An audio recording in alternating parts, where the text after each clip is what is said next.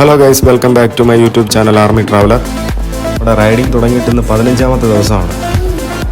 Heaven of the earth എന്നറിയപ്പെടുന്ന ലേ ലഡാക്ക് ജമ്മു കാശ്മീർ സൈഡിലോട്ടാണ് നമ്മളിപ്പോൾ പോയിക്കൊണ്ടിരിക്കുന്നത്.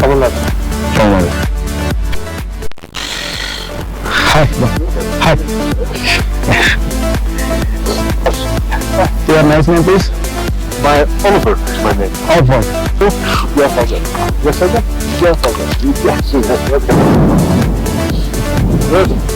നല്ല മനോഹരമായ പ്ലേസസ് ആണ് ഈ റൂട്ടിലൂടെ പോകുമ്പോൾ കാണാൻ. സർച്ചു എന്ന പ്ലേസിലെ ഹോം സ്റ്റേ ആണിത്. ദീപക് താൽ ലേക്ക്.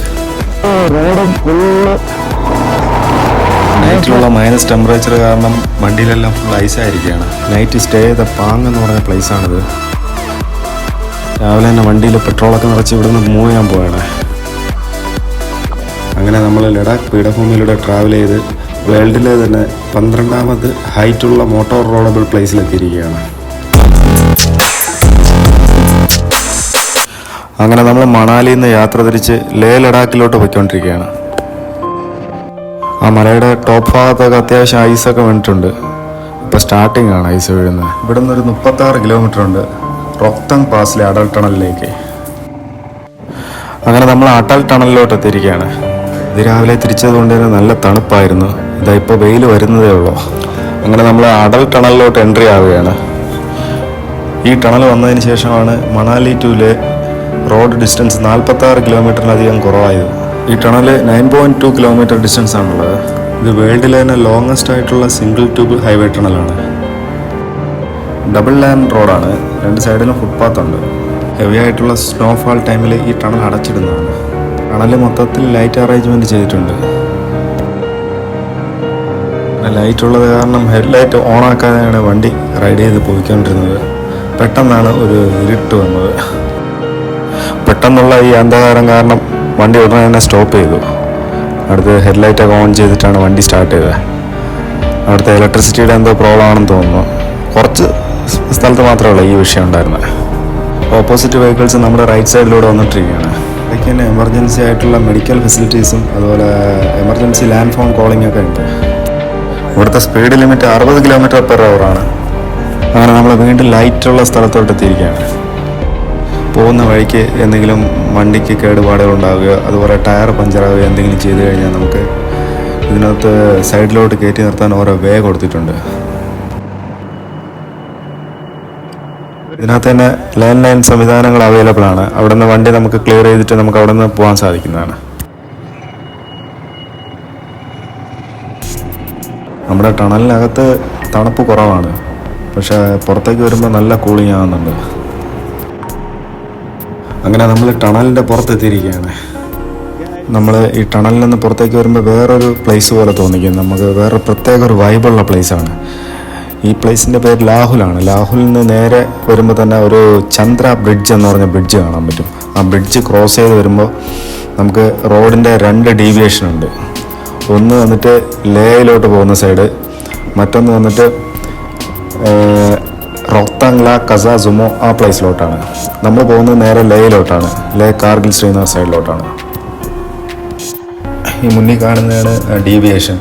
ഇതിൻ്റെ ഫ്രണ്ടിൽ തന്നെ ഒരു ബ്രേക്ക്ഫാസ്റ്റ് ലഞ്ചൊക്കെ കിട്ടുന്ന ഒരു കടയാണ് കാണുന്നത്. ഇവിടുന്ന് നമുക്ക് ലെഫ്റ്റിലോട്ടാണ് പോകേണ്ടത്. ഇവിടെ ഒരു പുതിയ ബ്രിഡ്ജിൻ്റെ വർക്ക് നടക്കുകയാണ്. അങ്ങനെ നമ്മൾ ലാഹുലിൽ നിന്നൊരു ചായയൊക്കെ കുടിച്ച് ഇവിടുന്ന് മൂവ് ചെയ്യാണ്. ചന്ദ്ര റിവറിൻ്റെ സൈഡിലൂടെയാണ് നമ്മൾ പോയിക്കൊണ്ടിരിക്കുന്നത്. ഇവിടുന്ന് കുറച്ച് മുന്നോട്ട് പോകുമ്പോൾ ഓഫ് റോഡാണ്. പിന്നെ കുറച്ച് സ്ലൈഡിങ് ഒക്കെ ഉള്ള ഏരിയയാണ്. ചരലൊക്കെ ഒരുപാട് മുകളിൽ നിന്ന് മലയുടെ മുകളിൽ നിന്നൊക്കെ വീഴാനുള്ള സാധ്യത വളരെ കൂടുതലാണ്. ഈ ഓഫ് റോഡിൽ പോകുമ്പോൾ വണ്ടി സ്കിഡ് ചെയ്യാനുള്ള ചാൻസ് വളരെ കൂടുതലാണ്. അതുപോലെ സേഫ്റ്റി പ്രിക്കോഷനായിട്ട് റൈഡിങ് ജാക്കറ്റ് കരുതിയിരിക്കുക. ഇനി പോകുന്ന റൂട്ടിലോട്ട് ആൾതാമസം വളരെ കുറവാണ്.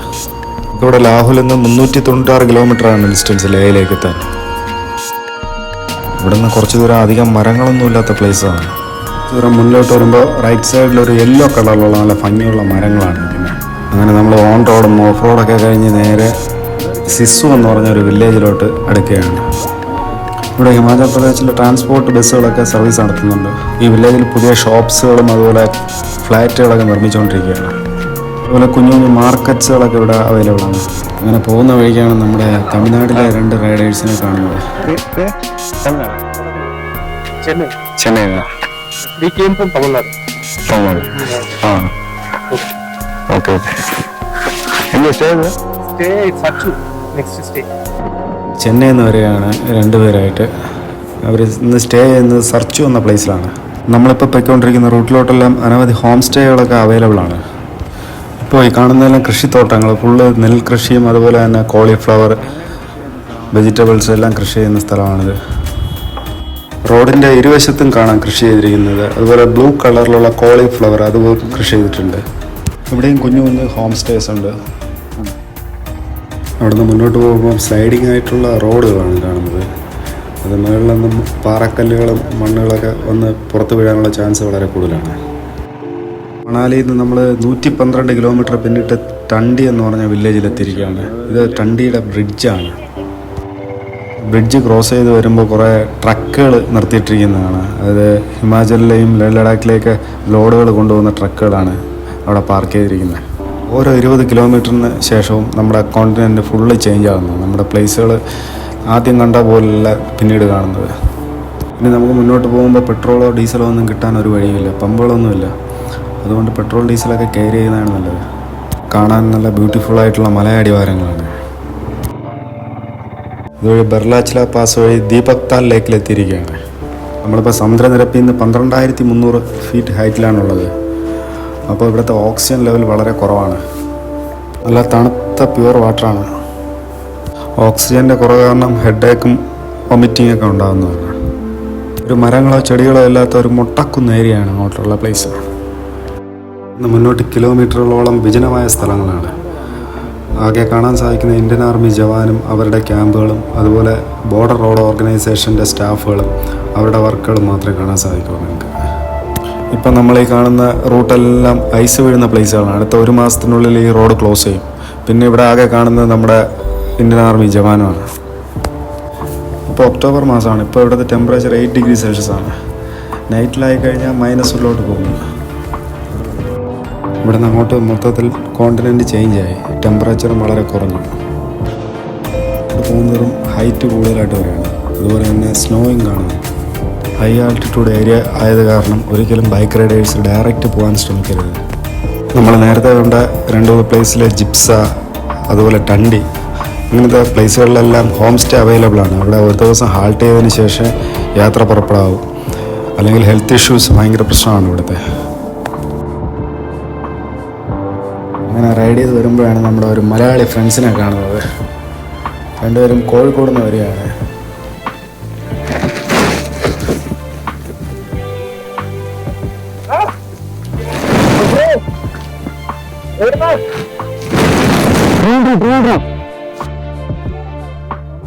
വിദ്യാസാഗറും ഫ്രണ്ടുമാണ് കൂടെയുള്ളത്. അങ്ങനെ അവരെൻ്റെ വീഡിയോയുടെ ഷൂട്ട് ചെയ്തു. റോഡെല്ലാം വളരെ മോശമാകാൻ തുടങ്ങിയിരിക്കുകയാണ്. ഐസ് ഉരുകി എല്ലാ വെള്ളവും റോഡിലേക്ക് ഒഴുകി അതുപോലെ സ്ലൈഡിങ് ഒക്കെ ആയിട്ടാണ് റോഡെല്ലാം മോശമാകുന്നത് ഫുള്ള്. ഇനി അങ്ങോട്ട് മൊത്തം കാണുന്നതെല്ലാം ട്രക്കുകളായിരിക്കും. അതുപോലെ തന്നെ ബോർഡർ റോഡ് ഓർഗനൈസേഷൻ്റെ ആൾക്കാർ. ഈ മുന്നിൽ പോകുന്ന ട്രക്ക് എങ്ങാനും വഴിയിൽ പുതഞ്ഞു കഴിഞ്ഞാൽ നമ്മുടെ വണ്ടി വന്നിട്ട് ഐസിൻ്റെ പുറത്തൂടെ ആയിരിക്കും കയറേണ്ടത്. അത്രയ്ക്ക് ശോചനീയമാണ് ഈ റോഡുകളെല്ലാം. അങ്ങനെ നമ്മൾ ഓഫ് റോഡ് കഴിഞ്ഞ് നേരെ ഓൺ റോഡിലോട്ട് കയറുകയാണ്. ഓൺ റോഡായാലും വെള്ളം നനഞ്ഞത് കാരണം സ്കിഡ് ചെയ്യാനുള്ള ചാൻസ് വളരെ കൂടുതലാണ്. നൈറ്റ് ആകുന്നതിന് മുമ്പ് പാങ് എന്ന് പറഞ്ഞ പ്ലേസിലോട്ട് എത്തിച്ചേരാനാണ് പോകുന്നത്. ഒരു പ്രത്യേക വൈബാണ് ഈ കാണുന്നത്. മുകൾ ബ്ലൂ കളറിലുള്ള ആകാശം, താഴെ വൈറ്റ് കളറിലുള്ള ഭൂമി. അങ്ങനെ നമ്മുടെ കോഴിക്കോടുള്ള ഫ്രണ്ട്സ് ട്രക്കിന് പിന്നാലെ പോവുകയാണ്. കുറച്ചുകൂടെ മുന്നേ വരുമ്പോൾ കോണ്ടിനെൻ്റിൽ പിന്നെയും മൊത്തത്തിൽ ചേഞ്ചായി. അങ്ങനെ വരുമ്പോഴാണ് നമ്മുടെ വഴിയിൽ വെച്ച ഒരു നെതർലാൻഡുകാരൻ റൈഡറെ കണ്ടത്.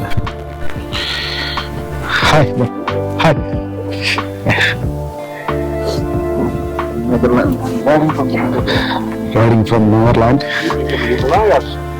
Your nice name, please? Oliver is my name. Oliver. Oliver. Oliver. Nice to meet you.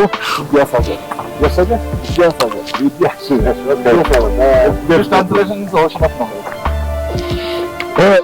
Knowledge. Ocean of Knowledge. Wow. My name.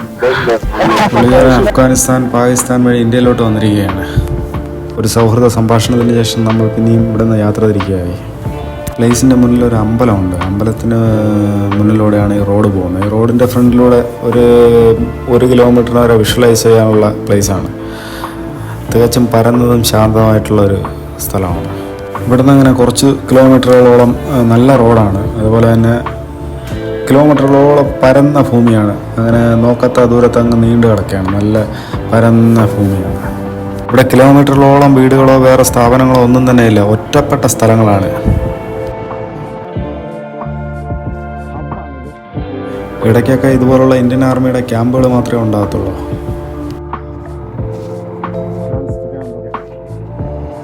അങ്ങനെ നമ്മൾ സർച്ചു എന്ന പ്ലേസിലെത്തിയിരിക്കുകയാണ്. ഈ സർച്ചു വന്നിട്ട് ലഡാക്കിൻ്റെ ഭാഗമാണ്. അപ്പോൾ നമ്മൾ ഇതുവരെ ഉപയോഗിച്ചിരുന്ന പ്രീപെയ്ഡ് സിമ്മെല്ലാം ഇവിടെ നിന്ന് ഡെഡാവും. ഇവിടെ വർക്കാകത്തില്ല. ഇവിടെ നമുക്ക് പോസ്റ്റ് പെയ്ഡ് സിമ്മ് മാത്രമേ വർക്കാകത്തുള്ളൂ. ഇവിടെ കുറച്ച് ഹോം സ്റ്റേസ് ഒക്കെ ഉണ്ട്. അതുപോലെ ഫുഡൊക്കെ കിട്ടുന്ന സ്ഥലമാണ്. ആക്ച്വലി ലോങ് റൈഡ് ചെയ്യുന്നവർക്ക് ഇവിടെ ഹാൾട്ട് ചെയ്യുന്നത് ബെറ്ററാണ്. അപ്പോൾ നമ്മൾ ഇതിനകത്തോട്ട് കയറി ഫുഡൊക്കെ കഴിച്ച് വിദ്യാസാഗർ അവിടെ നിന്നുള്ള സൗഹൃദ സംഭാഷണമൊക്കെ നടത്തി നമ്മൾ അവിടെ നിന്ന് പതുക്കെ തിരിക്കാൻ പോവുകയാണ്. നമുക്ക് ഇവിടെ നിന്ന് എത്തിച്ചേരേണ്ടത് പാങ് എന്ന് പറഞ്ഞ പ്ലേസിലാണ്. ഇവിടെ നിന്ന് ഒരു 80 കിലോമീറ്റർ ഉണ്ടാവും. അവിടെയാണ് അടുത്ത ഹോം സ്റ്റേയും കാര്യങ്ങളുള്ളത് അവിടെയാണ്. ഇപ്പം തന്നെ ഈവനിങ് ആവാറായി. തണുപ്പെല്ലാം ഒരുപാട് കൂടുതലാണ്. വഴിയിൽ ടെൻ്റ് അടിച്ച് താമസിക്കാനും പറ്റില്ല, അത്രയ്ക്ക് തണുപ്പാണ്. -, ടെമ്പറേച്ചറാണ് നൈറ്റിലെല്ലാം. നമ്മുടെ ലെഫ്റ്റ് സൈഡിൽ കാണുന്ന നദിയിലെ വെള്ളമെല്ലാം തണുത്തുറഞ്ഞ് കിടക്കുകയാണ്. നൈറ്റ് ആകുന്നതിന് മുന്നേ പാങ്ങിലെത്തിയില്ലെങ്കിൽ ഭയങ്കര വിഷയമാവും. ഇപ്പോൾ തന്നെ വിദ്യാസാഗറിന് തന്നെ തലവേദന എടുത്ത് വണ്ടി ഓടിക്കുന്നത് ഭയങ്കര കഷ്ടത്തിലാണ്. ഇവിടെ നിന്ന് ഒരു 10-20 കിലോമീറ്റർ വരെ നല്ല റോഡാണ്, നല്ല ഹൈവേ റോഡാണ്. പക്ഷേ ഇവിടെ നിന്ന് അങ്ങോട്ടുള്ള റോഡ് വളരെ മോശമായിട്ടുള്ള റോഡാണ്. റോഡ് ഫുള്ള് സ്ലൈഡിങ്ങും അതുപോലെ തന്നെ സ്കിഡാകുന്നതും വണ്ടി എവിടെയെങ്കിലും തെറിച്ചു പോകാനുള്ള ചാൻസ് വളരെ കൂടുതലാണ്. ഒരു ഹൈ റേഞ്ച് ഏരിയ ഉള്ള റോഡ്, അതുപോലെ ഓഫ് റോഡുമാണ്. ഇവിടെ നിന്നും 10-35 കിലോമീറ്ററിൽ കൂടുതലുണ്ടായിരുന്നു. നമ്മൾ വണ്ടി ഓടിച്ച് അവിടെ എത്തിയപ്പോൾ പാങ്ങിലെത്തിയപ്പോൾ രാത്രിയായി. വീഡിയോ ഒന്നും എടുക്കാൻ പറ്റിയില്ല. അപ്പം നമ്മൾ ഇന്നലെ സ്റ്റേ ചെയ്ത പ്ലേസാണിത്. രാവിലെ വണ്ടിയിലെല്ലാം ഐസ് പറ്റിയിരിക്കുകയാണ്. നൈറ്റിൽ ഈ പാങ്ങെന്ന് പറഞ്ഞ പ്ലേസിൽ എത്തിയതേ ഓർമ്മയുള്ളൂ. നമുക്കിവിടെ ഹോം സ്റ്റേയിലെ ആൾക്കാർ നല്ല ചൂടുവെള്ളമൊക്കെ തന്ന് നല്ല ട്രീറ്റ് ചെയ്തിട്ടുണ്ടായിരുന്നു. ഇവിടെ നിന്ന് നമുക്ക് ലേയിലേക്ക് എത്താൻ വീണ്ടും 175 കിലോമീറ്റർ ഉണ്ട്. പുള്ളിക്കാരൻ ഒരു മലയാളി ബൈക്ക് റൈഡറാണ്. നമ്മുടെ പുനലൂരാണ് വീട്.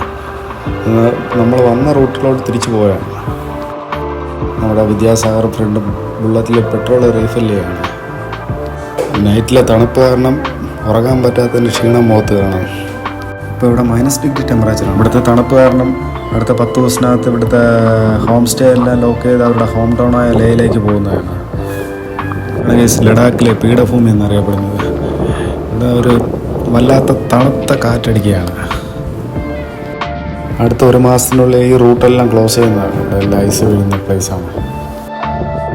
അങ്ങനെ നമ്മൾ ലഡാക്ക് പീഠഭൂമിയിലൂടെ ട്രാവൽ ചെയ്ത് വേൾഡിലെ തന്നെ 12ാമത് ഹൈറ്റുള്ള മോട്ടോർ റോഡബിൾ പ്ലേസിലെത്തിയിരിക്കുകയാണ്. ഈ പ്ലേസ് വന്നിട്ട് സമുദ്രനിരപ്പിൽ നിന്ന് 17,452 ഫീറ്റ് ഹൈറ്റിലാണുള്ളത്. ഇവിടുത്തെ ടെമ്പറേച്ചർ -25 വരെ ആകുന്നുണ്ട്. അടുത്ത് നമ്മുടെ ലേയിലെ വിഷ്വൽസുമായി വീണ്ടും കാണാം. Thanks for watching.